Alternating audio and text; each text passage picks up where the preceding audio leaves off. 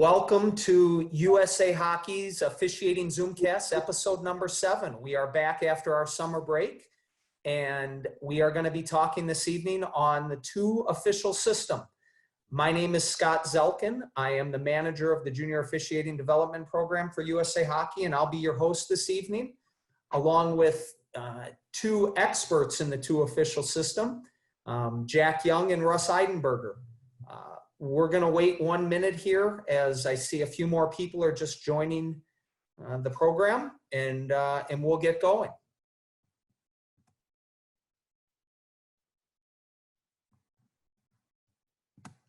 Excellent. So as I said, welcome to the episode 7 of USA Hockey's Officiating Zoomcasts. My name is Scott Zelkin, and tonight's topic is the two official system. Joining us tonight to talk about the system and the nuts and bolts and part of it are Jack Young and Russ Eidenberger. Jack is a 19-year-old official from the Chicagoland area. He has worked multiple national tournaments and is currently working in both the North American Hockey League and the United States Hockey League. Joining him and joining us is our Michigan District Referee-in-Chief for USA Hockey, Russ Eidenberger.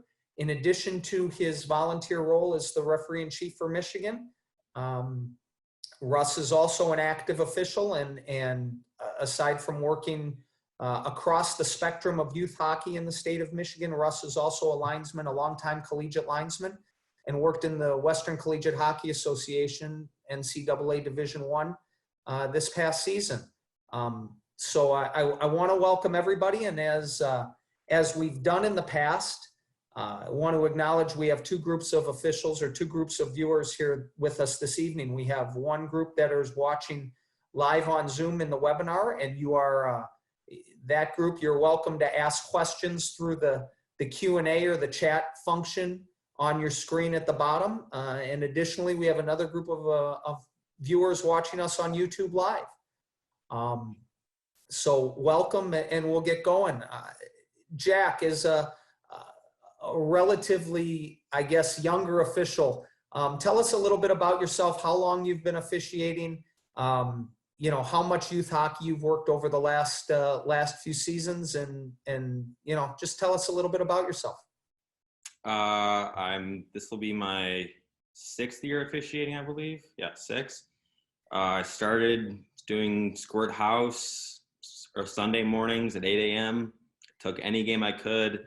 I literally did games every day for the first 2 years. Probably did like 500 games my first year, then something like that the next year.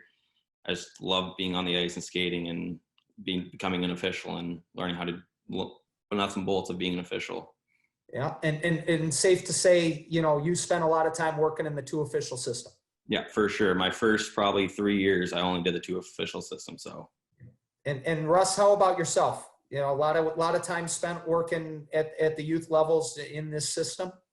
Absolutely. I've been officiating 20 years. I'm almost 50 years old. I started late. Had the desire to climb the ranks and joined the ODP several years ago, and I've been officiating in the WCHA for several years. So. Yeah, the one thing that I could say that I like the most about the officiating program is that challenge to climb the ring or climb the rungs of the ladder, you know, to achieve your next level. So while I was late in age, I was able to achieve the goals that I wanted to achieve. And sadly, with this virus, I was hoping to make this year my last year with the WCHA.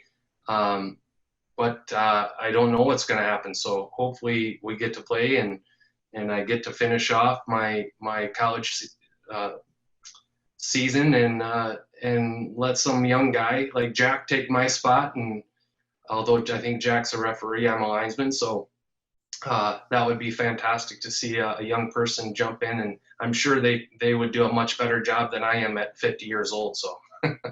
Now. Well, thanks, Russ. So let's get going. So really, here's what we're going to be doing tonight. We are going to be, and we've already used the words, you know, nuts and bolts a couple of times.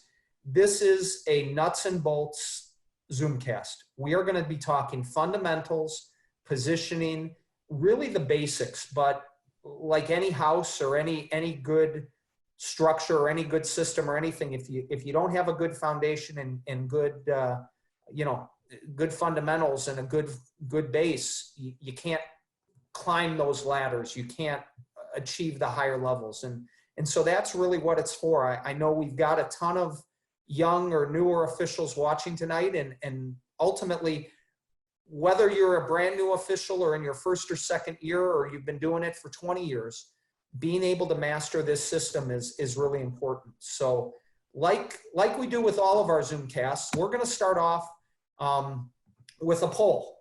And I'd like to take a couple of minutes and have everybody answer the questions here, just to get a sense of your thoughts, not only of who you are, but your thoughts about the system and things like that. So hopefully you can all see this poll. How many years have you been an ice hockey official? Using your best guess, what percentage of games are you currently working in the two official system? You know, and on down. I enjoy working in the two official system. What's the highest level the two official system should be used at? And if local hockey associations buy in and official availability was not an issue, I believe the three official system should be used at the 10U level and above. So you're helping us to also understand a little bit of what's going on out in the field. So I don't have the ability to play the Jeopardy music, but we'll give it a little bit of time here and let you guys answer. Only a couple of votes outstanding, but we're gonna end the polling now with 92% of our precincts reporting, and we're gonna share these results. So you should be able to see on your screen what the results are. So you know, we're at almost 40% of our respondents have less than 5 years, 5 or less years in the game as an official. The good majority of you are working the two official system as more than 50% of the time. Most of all of you like working the two official system, which is good. And the highest level you guys believe should be is 14U in terms of the majority. And, you know, I would say, let's see, 45% of you either strongly agree or somewhat agree, while almost the exact same amount somewhat disagree or strongly disagree that the three official systems should be used at the 10U and above. So that's a really good indication of where things stand. I'm excited to see we've got some newer groups, and I'm excited to see that a good portion of you are working the majority of your games in the two official system. So what we're going to do now, as we always do, is we're going to begin our presentation. We're going to spend about 20-25 minutes really talking about the fundamentals and the basics of this system, and then we're going to open it up to questions and any items that you guys might want us to address. So I'm going to share my screen here for all of you. You should be able to see the PowerPoint now. Jack or Russ, is that what's showing on your screen? Yes. All right, so let's get going. So the two official system, like we've talked about before, and what Jack and Russ have said, this is the foundation of how officials learn, and they're brought into hockey. Almost 100% of our officials, when they first start out, they're working in the two official system. And certainly we want to acknowledge that there are times when the two official system is used because of a lack of officials. And so this is the system we all want to talk about and we all want to be able to master. What are some of the key components, right? You've got to be able to communicate. You've got to be able to this isn't communication with the teams or the players or the coaches, we had a Zoom cast on that a few weeks ago. This is being able to communicate with your partner. This is also being able to anticipate, right? Jack, we've got to be able to anticipate what's going on because there's only 2 of us on the ice, right? Correct. We're learning to work with someone else. We're learning how to read play and realize where we're supposed to be, and learning all these little things at the youth level. Absolutely. And then finally, you know, when there's only 2 of us on the ice, even if we're working a mic game, we need to be able to hustle, right? Because as we're anticipating, as we're communicating with our partner, there are going to be times we're going to have to really skate to be able to cover lines and get to the goal line. And we're going to talk about those things in a second, right? So positioning. Good positioning enables officials to see as much action as possible. It provides officials with safe viewing areas and keeps officials out of the way and keeping officials out of no man's land. Right, Russ? Absolutely. You know, just following the, you know, the basic fundamentals of positioning. I was just saying to Scott and Jack before we started the Zoomcast, one of my pet peeves for sure is you know, some of our officials cheating the fundamentals and you know, not hustling and, you know, maybe cheating on icings or whatever. And you know, when you're working with people, your partners, other partners, people that you don't normally work with, it's important that you follow these basic fundamentals so that there's no confusion out there. You know, the coaches and the spectators are watching us all the time, and you know, it's a real easy way for us to get a bad name real fast. So it's so important, especially our senior officials that are working with our new officials. And I'm glad to hear that we have so many new officials on the Zoomcast tonight. But it's just so important that our senior officials practice our basic fundamentals so that there's no confusion whatsoever. And Russ, not off from that, I can speak from personal experience from 3 or 4 years ago when I first started. I had these senior officials that would do one thing, and then the next guy would do the other thing, and the next guy would do a different thing. It's very hard to read and understand what they were doing versus what we were told and taught to do. 100%. And you know, we've already got a comment in the chat here. You know, it even works when you've never worked with a partner. It's the fundamentals to everything we do, and that's right. And the whole idea of this, and the whole idea of, you know, the systems that USA Hockey has in place in terms of whether it's the 2-man or the 2 official or the 3 official system, it's you should be able to work with anybody because you know what you're doing at all times. So, you know, let's start the game. And here we are at and also, so everybody knows, this is all in your, you know, in the manuals. This isn't secret sauce tonight, everyone. This stuff is what's been taught for 20 years when Russ started, 6 years ago when Jack started, and more than 20 years ago and more like 40 years ago when I started. And, you know, so this hasn't changed. So let's start here, right? So Jack, we're at center ice. We've got 1 official at the scorer's box. And 1 official at center ice. When the puck goes down, what's happening? What are we looking for? We're looking to see where play goes, if it goes left to right of us, and then we're looking to see looking at our partner, see which way they go. And then as soon as we drop the puck at center ice, we're going to back up, go to that end boards, and then dictating which play we go, or which way play goes and which way our partner goes, we're going to go to that blue line.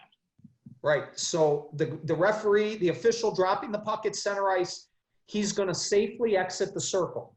It's up to this official right here to determine where he's going to go. So if play begins to move this direction, right, this official here is going to go in that direction. He's moving this way. This official here is going to back up like we talked about and let this official A, follow the play and go with that. Is that correct? And you guys can all see these annotations on the board here. So that's what we're looking at doing, right? And what are we thinking about here? What are some of the things we want to think about as we do this, right? The free official moves with the puck and is at the line before play. Russ, you're a linesman in systems other than the two official system. Why do we want to be at the line before play? Well, obviously to make sure the play's onside. You know, that's our number one job out there, you know, as a linesman. I know this is a two official system, but you know, that non-puck drop official C cuts back to the end boards, and the official on the boards goes with the direction of play, and then follows into the zone with play proceeding to the goal line. Am I going too far, Z? No, keep going. Keep going. The official that dropped the puck, he cuts back to the boards and assumes his responsibilities on the blue line outside of the attacking zone. Right. So what we're looking to do, and the reason we want to be at that blue line, this official here, the reason we want to be at this blue line before play is because we're set, we're in position, and what's the determining edge, right? So for new officials out there or officials that are just getting going, what's the edge of the blue line that we're worried about in terms of determining whether or not a play's offside? Are we worried about the outside edge here or the inside edge here? What are we worried about, Russ? The inside edge. Absolutely. So the inside edge is the determining edge. So if we're at the blue line ahead of time and in position, and even if we're stationary and we can see this determining edge, we're going to have a much better opportunity to get the call correct. And if we're hustling, as we go back to hustling, if we go back to that, right, and we're hustling, teams, coaches, players, parents, they're all going to see that we're working really hard. And that's, as I continue to discover how to annotate here, we're going to clear all my drawing and get that line off. That's why we're there. And as Russ said, and as Jack said, the partner's going to move up to the blue line, right? So now, what happens next? So the play's moved in. So our referee, as we've talked about, our referee here has moved into the zone, and he is hanging out in position here, and we're going to get to this in a second, but the referee is hanging out in the zone, and he's watching the play. He's watching the play around the puck in this area here. And our second referee, our second official who's out here at the blue line, he's watching behind the play. As play moves into the zone right here, this official is responsible for watching that. This official is watching maybe the defensemen that are sliding up and a winger that may grab him or whatnot. So that's where our sight lines are. And why are we watching two different areas, Jack? Why is that really important? Because if we have both officials watching one area, we can very easily miss a penalty or something very serious on the other area. It's very important to be watching as much of the play and as much of the players as possible being on the ice.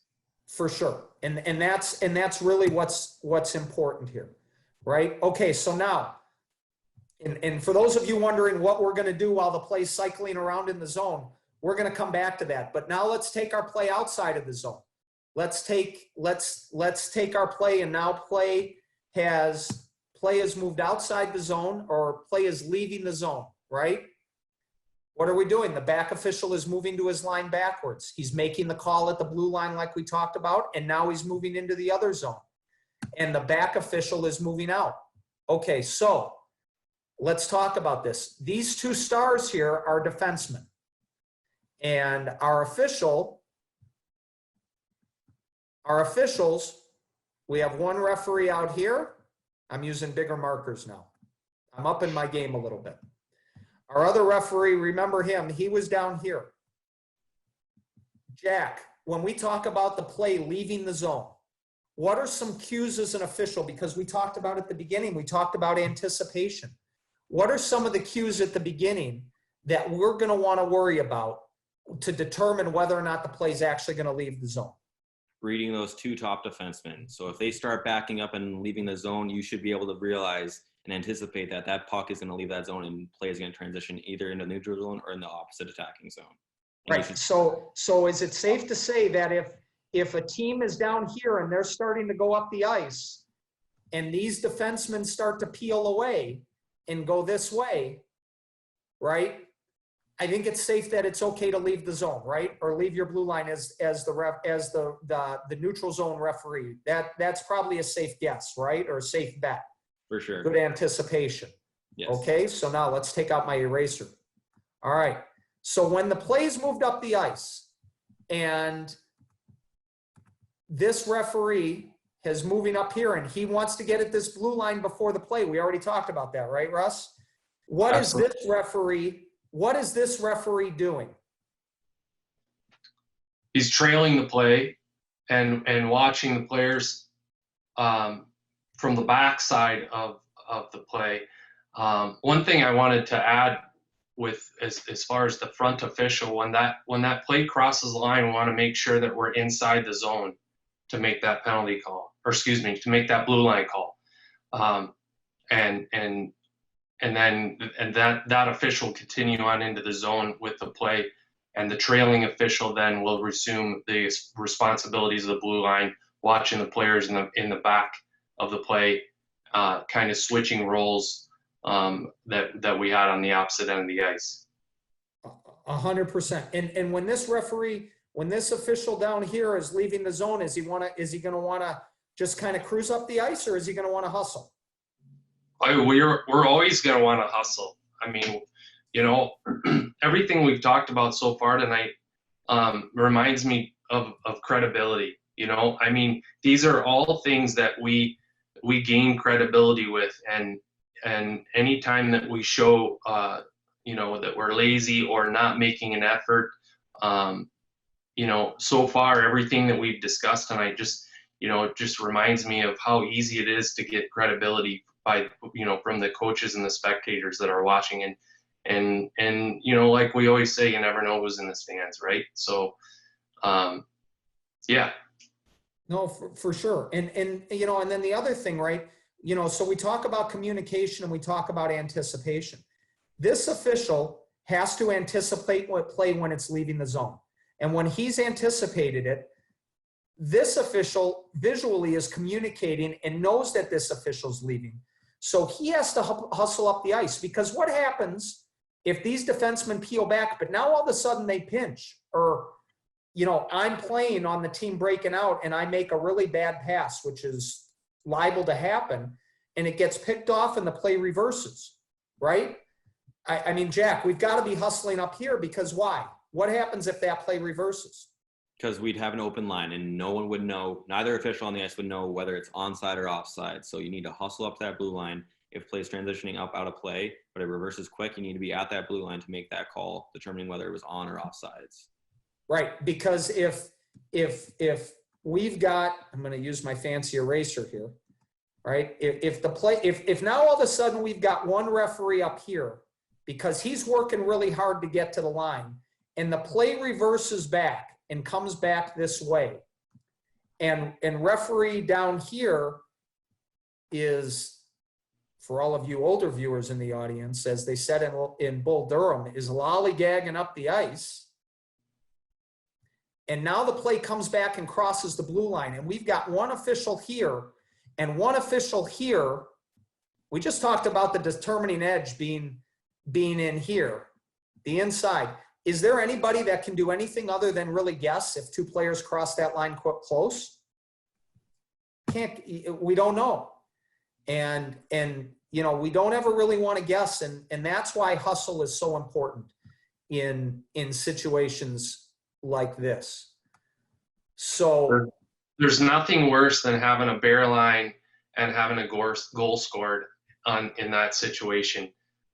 You know, I mean, what do you say? What do you say to a coach or a player, you know, when you have something like that happen because you're not hustling or you're not making that effort to be in position? No, for sure. You're 100% correct.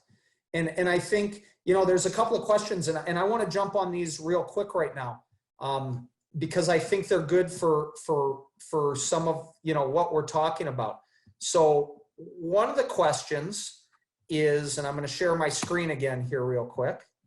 One of the questions, let's go back to right here, and I'm going to take referee. Let's see if I can do this. I can't do this. So let's take our referee and move him. Let's say he's dropping the puck here, okay? So when is it safe? And here's the question. And once again, it was in the chat. When is it safe to exit the circle after you've dropped the puck? So the question really is, how do I back up from a faceoff without running over a couple of players? Jack, Russ, why don't you take that since you're our master linesman here? Yeah, well, far from master, but thank you, Z.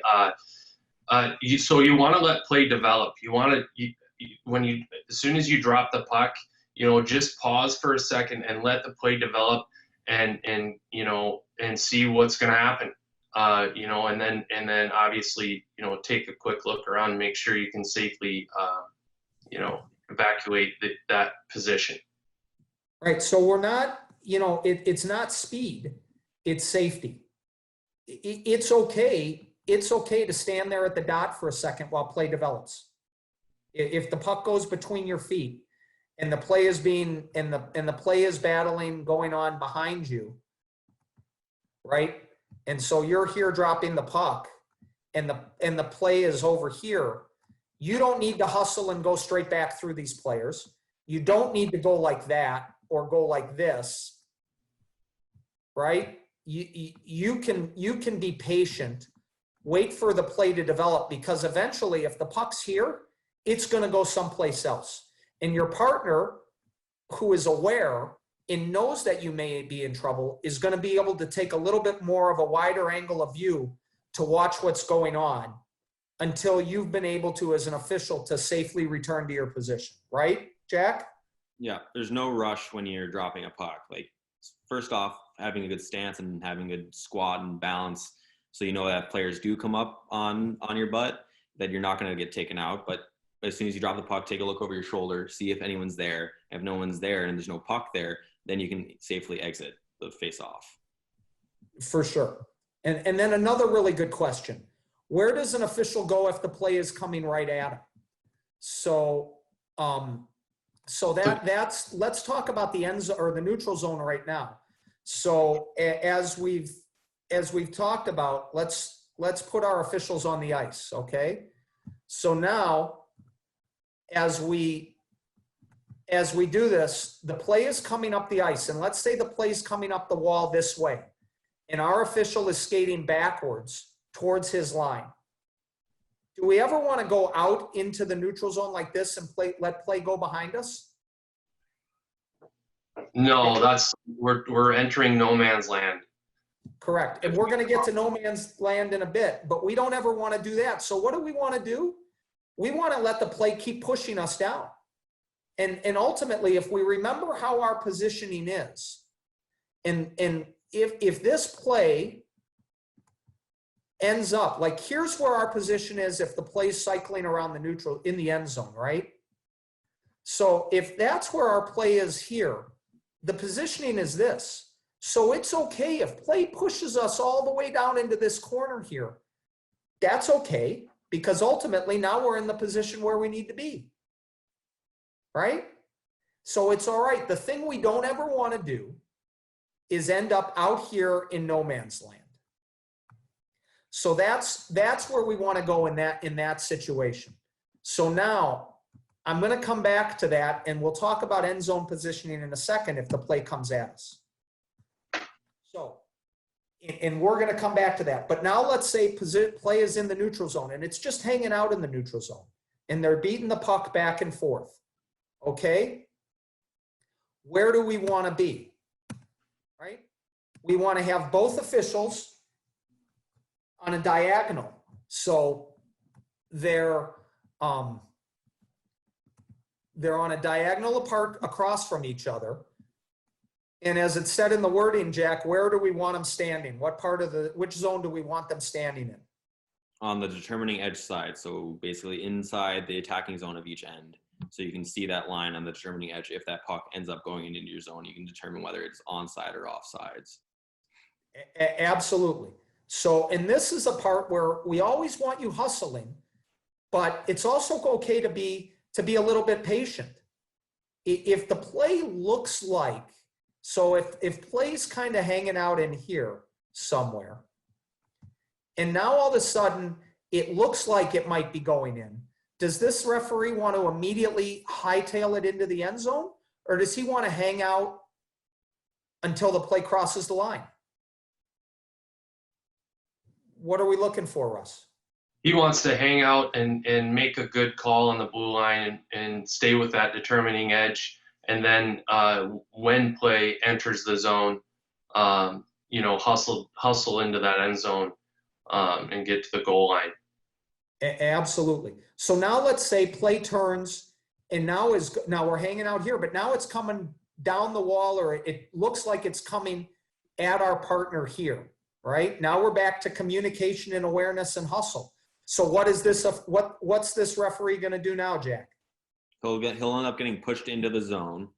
Yeah. So to his end zone spot, and then the other official diagonally on the other side should be hustling up to that blue line to make that call at the blue line, whether it's onside or offsides. Absolutely. So now we're back to awareness and hustle and communication, because do we want, you know, do we want this referee after he gets pushed down? And so now let's say he's at the hash marks here. Do we want him making that call? No. No. Right? We don't want to make it because we're guessing again. But if Buddy here moves up and is at the line, Russ, and I'm sure you have these situations with your partner as a linesman, if you get pushed into the zone, are you visually looking at your partner to make sure that he's in position to help you out to make those calls? You know, we probably look at each other as much as we look at play, you know, and just identifying and seeing where we can help each other out. You know, in a situation like you have here, we'll just say that Jack is the official on the blue line going in with zone or getting pushed into the zone. You know, that could be a situation where there's players that come on all sides of him and block him from moving at all. So, you know, I'm going to communicate with Jack and run. I'm going to hustle to cover his zone and go in the zone with play, and he can get out of that mess and cover the blue line. Absolutely. So now Jack's come back out here, and that's communication, and that's communication, and that's hustle, and that's really, really important when we talk about this stuff. And so, you know, we've had a couple of other good questions about positioning when play's coming at you, and we're going to come back to them, but let's keep going here. So now, in the end zone, and for some reason, bear with me, I want to talk about end zone positioning. So for some reason, our Zoomcast editors put this slide in the wrong place. So when play is in the end zone and our referee is moving into the zone here,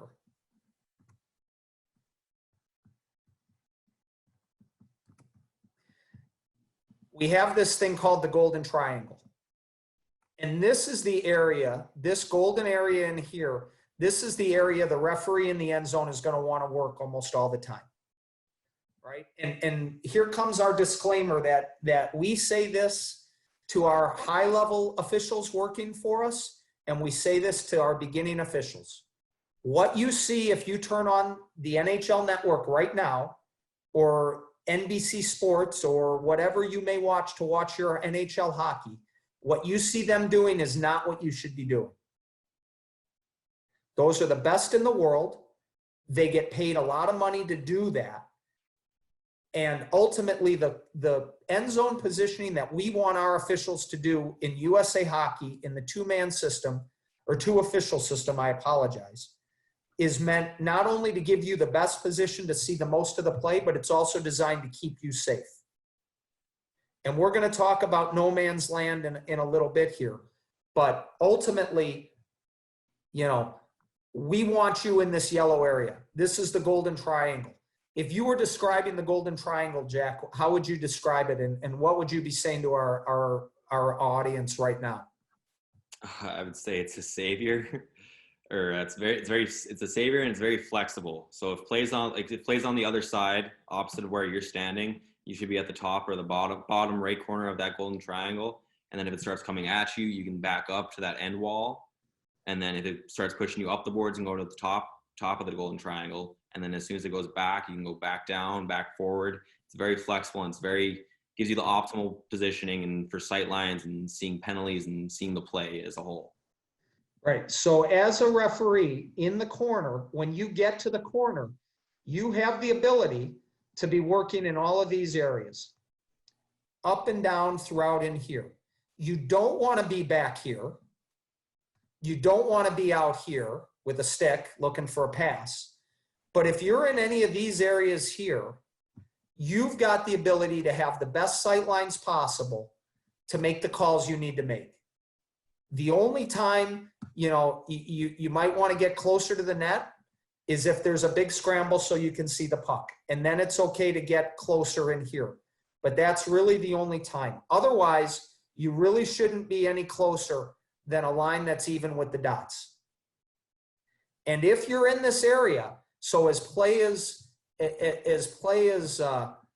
come into the zone, and you as an official have been at the blue line to make the call, and you can be skating as long as you're at the blue line ahead of time.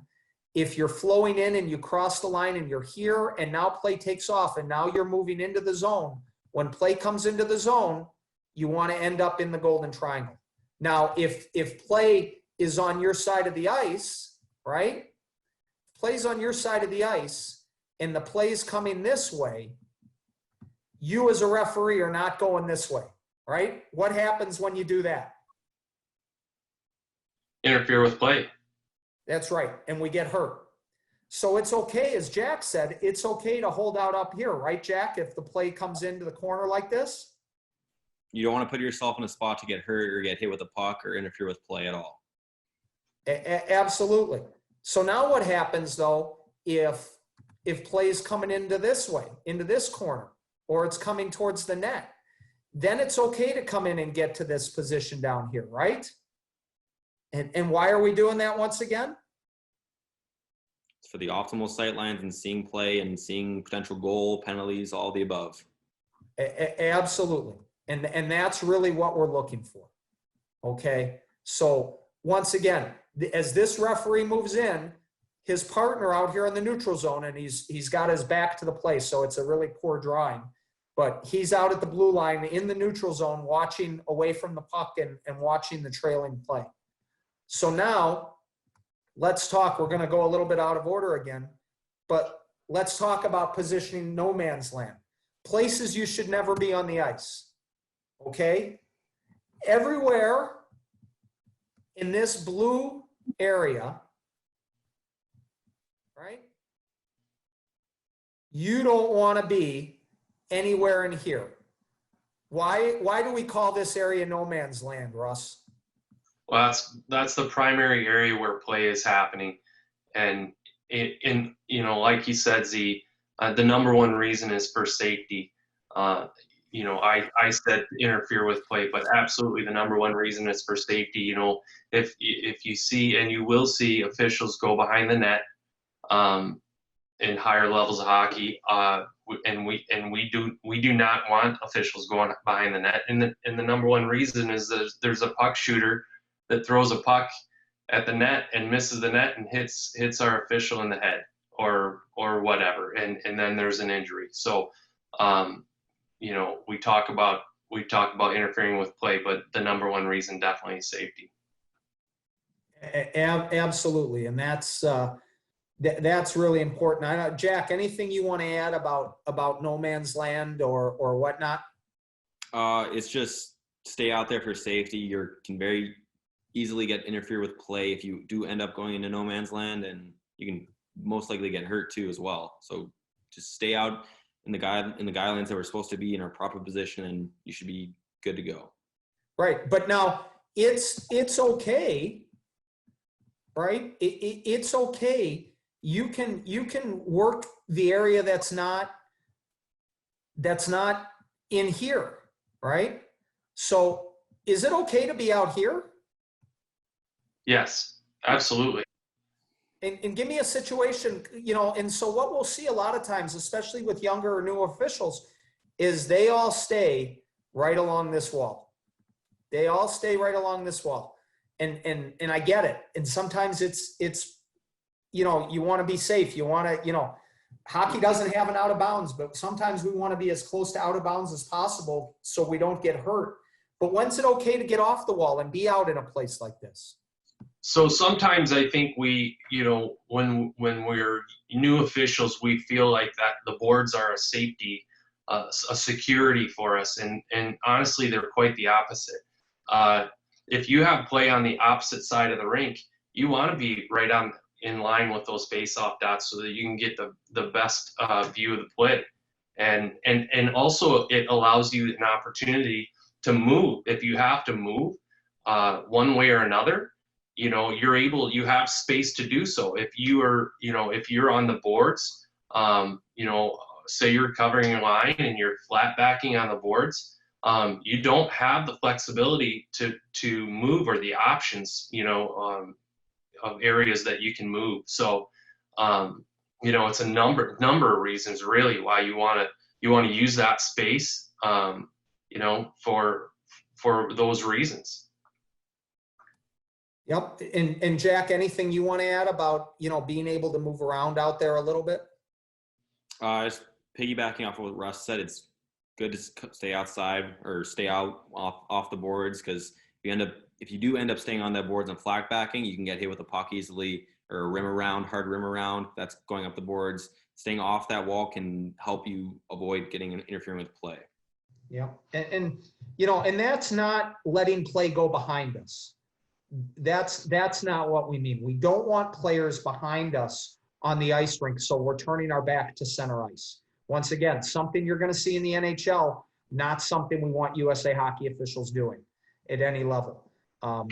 You know, and you know, that's why it's also important to hustle and be a good skater, because you want to be able to be in a situation where you don't have to turn your back, and you don't want to be out here standing with your, you know, with your back to play, looking this way.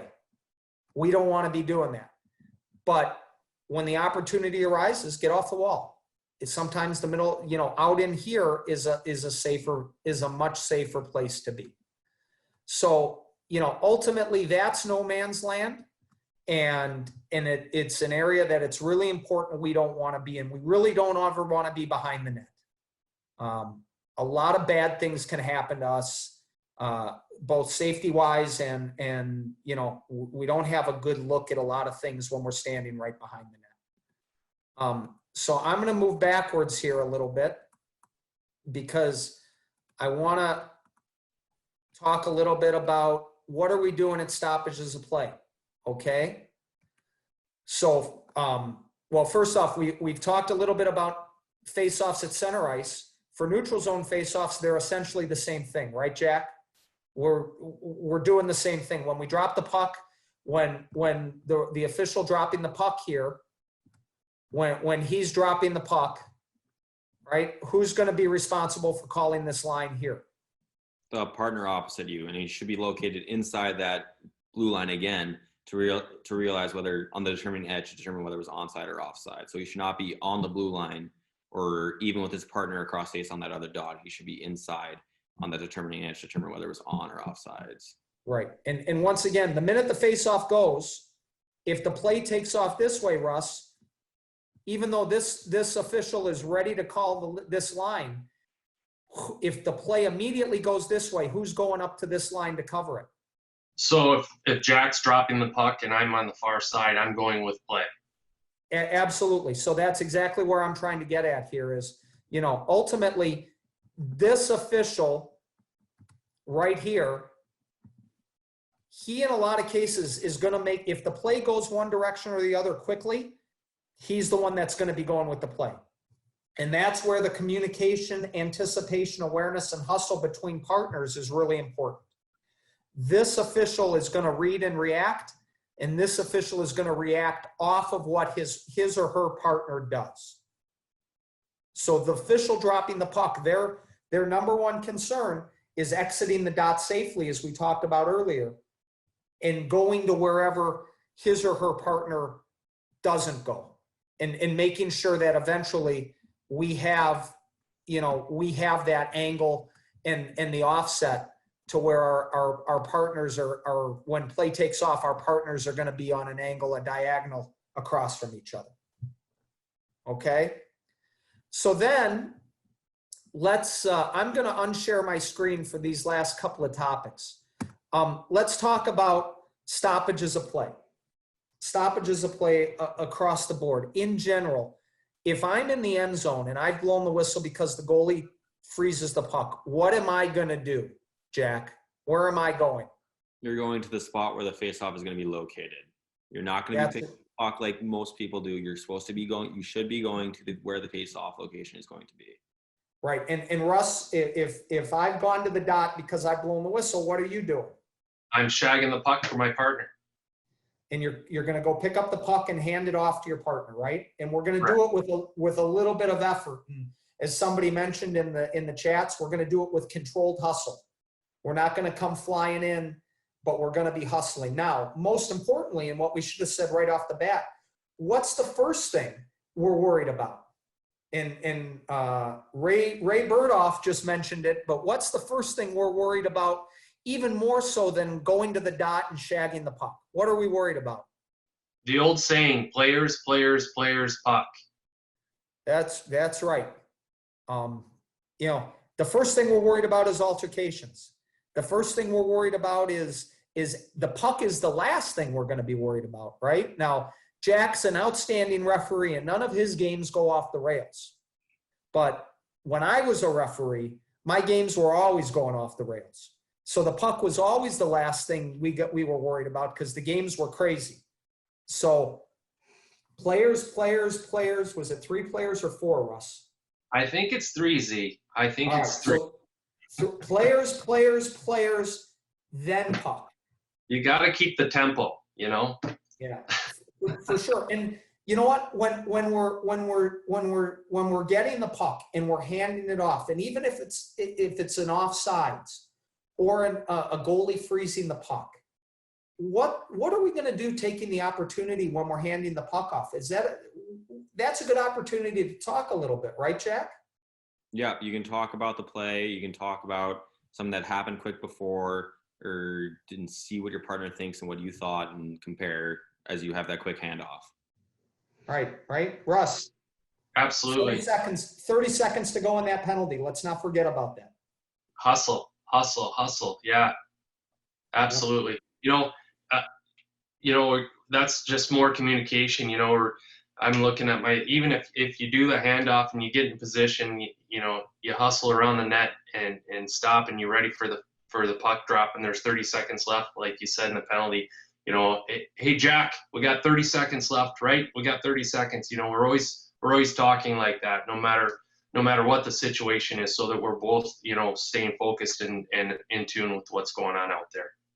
For sure. And you know, the other thing, and I think it's important we acknowledge, and for those of you that are tuning in, hopefully you've seen, you know, the FAQ on USA Hockey's website.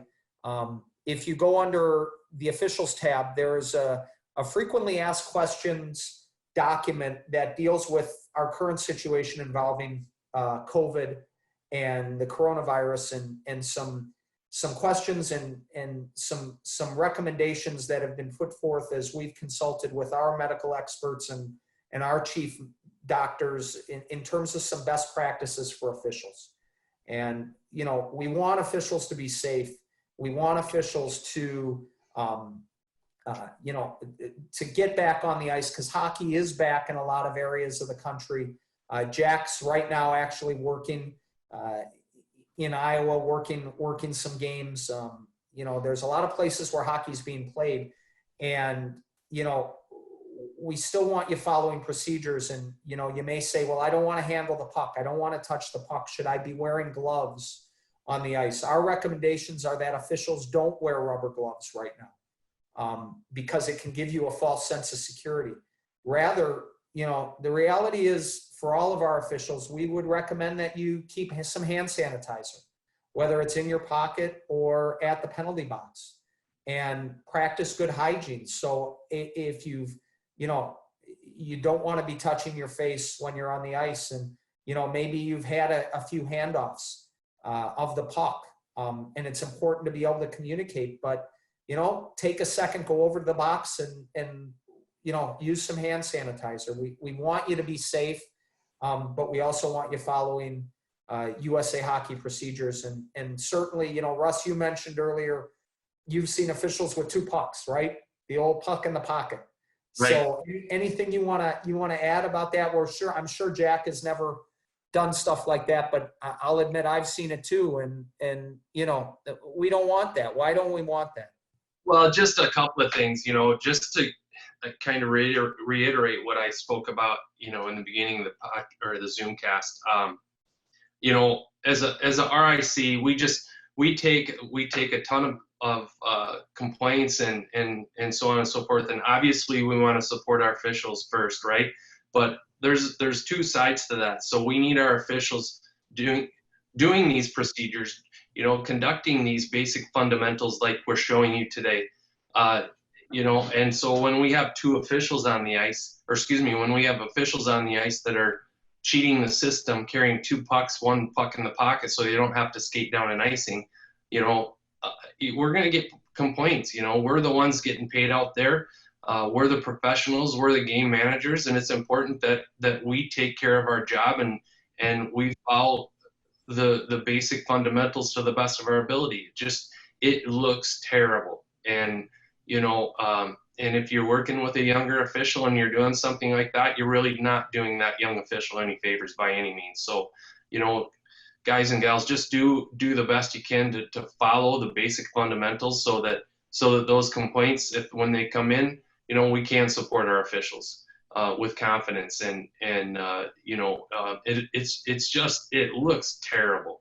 So, and as far as, if you don't mind me saying a little bit about the gloves, Z, you know, the gloves are only as good as what you touch. As soon as you touch something, the gloves are no good.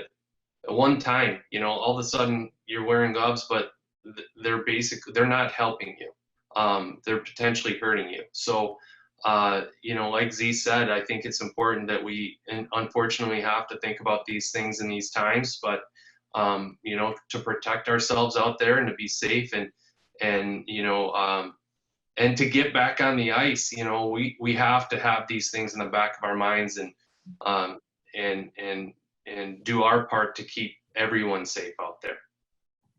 No, that's great, Russ. I think the other thing I want to talk about just real quick is altercation. So we've talked about procedures. When we're talking about altercations, ultimately, you know, one of the things, not ultimately, one of the things, the most important thing is that we're communicating as a team, right? And we're being safe.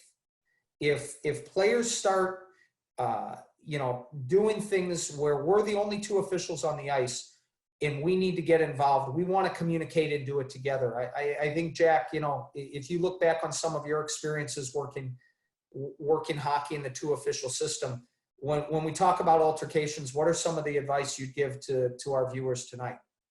Talking to your partner, communicating with them before you do anything within the altercation itself, talking to your partner, let's go in, let's let them do whatever they're going to do. And then also just communicating with the players even as well. So sometimes you may not even have to go into the altercation itself. You can communicate and de-escalate what's going on and try to resolve it before we even putting yourself at risk of doing anything unsanitary itself. No, that's perfect. And you know, we want to be able to see what's going on, communicate, and ultimately we also want to be safe. That's really important. I've got time. We've got a couple of more questions. If you've got any questions, let us know. I am going to read this one question here to our panel. Because I think it's a really good one. If play is coming at you at the blue line as you're going backwards, should you stop at the blue line to watch for offsides or keep going so they don't crash into you? I don't want to get hurt. So what would our advice be to our viewer that asked that question? So that's definitely a communication thing with your partner, and you know, being able to identify what's your partner's potentially the situation that they're potentially in, to be able to cover for your partner if needed. You know, like I said earlier, you know, I'm yelling across the ice, Jack, Jack, Jack, I got you. I'm gonna go in the zone for you, whatever, you know, depending on the situation. But you know, like we keep saying tonight, safety is number one. So I tell you, so 1,000 years ago when I started off, I had an officiating coach who's in the Hockey Hall of Fame, and his name is John D'Amico, and he's arguably one of the greatest linesmen in the history of the game. And he used to have a saying, which was, you know, take the hit, they won't come back. And, you know, that God love him and God bless his soul. That was his saying then. I would say the thinking in this day and age is we don't want you taking the hit. We don't want you standing there to take the punishment. It's okay to move. If you can anticipate the play and you're a good enough skater to where you can cross the blue line and be just ahead of the play as it's crossing and continue in and flow in, that's fine. If the play is coming at you on the wall, you need to go in. You don't want to stand there and get hit. If the play is, you know, if you're in a position where you're way ahead of the play and it's on the other side of the ice, then you want to stop and you want to be able to see that line and make a good call. We can't make a call standing at the top of the circles. Or let me rephrase that. We can't make a good call standing at the top of the circles. So we want to be able to flow in or stop if we have to. The key is we really want to we really want to be there to make the call. And John just mentioned in the audience, you know, give players a verbal heads up, right?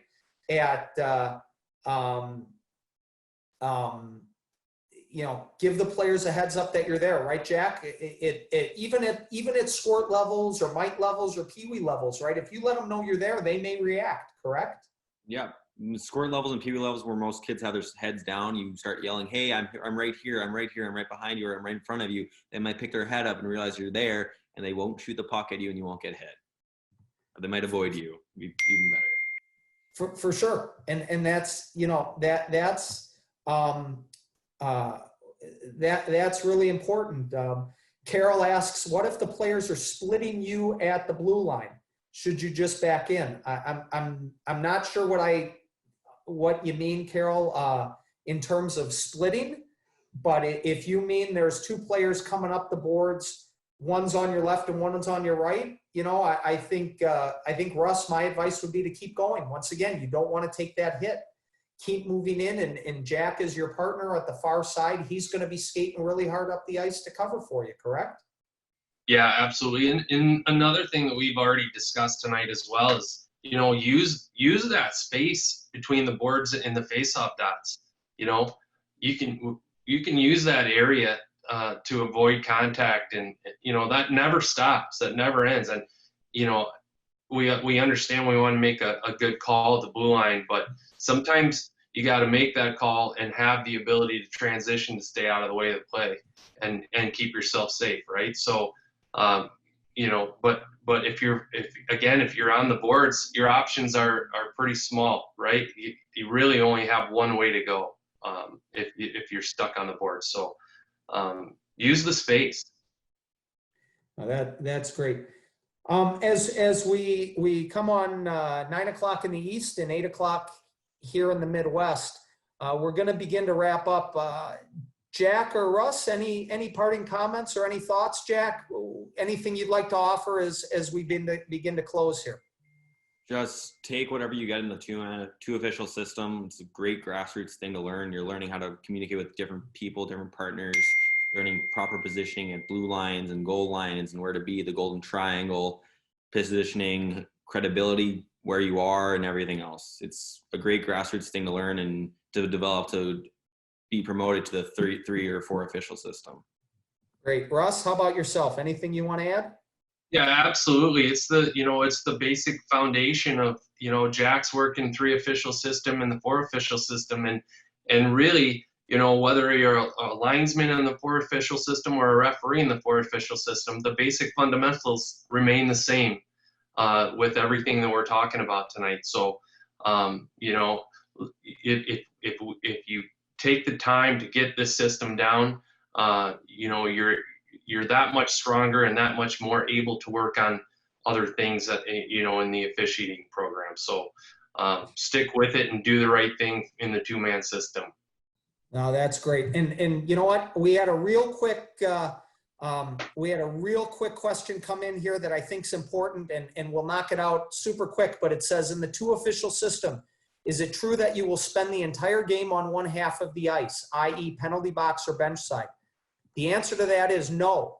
So if we're working the system correctly, as we talked about, where if Russ is in the corner on the penalty box side of the ice, but the goalie freezes the puck on the player's bench side of the ice, Russ is going to go over and stand at the dot on the player's bench side of the ice, and Jack is going to get him the puck.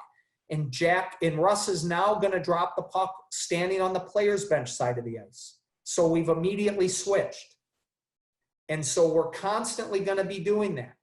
And, so there are going to be times, and then when we're dropping the puck in the neutral zone, the official on the far side is going to go with the play. So he may end up in a different end zone. So we're constantly going to be switching. So I think, that was a great question. And I think it's one that we really wanted to address here real quick as we begin to wrap up. An easy way to remember that is, if you blow, you go. If you blow the whistle, you go to the face-off dot. Just an easy way to keep that fresh in your head. That's perfect, and that's a great thing to kind of end on. Finally, like I said before, I want to thank our panelists. You've been able to give us some great information. I appreciate you taking the time. I can assure everybody out there, these are 2 officials that when they're out there working in the 2 official system, they're working hard, and I want to encourage all of you to do the same thing.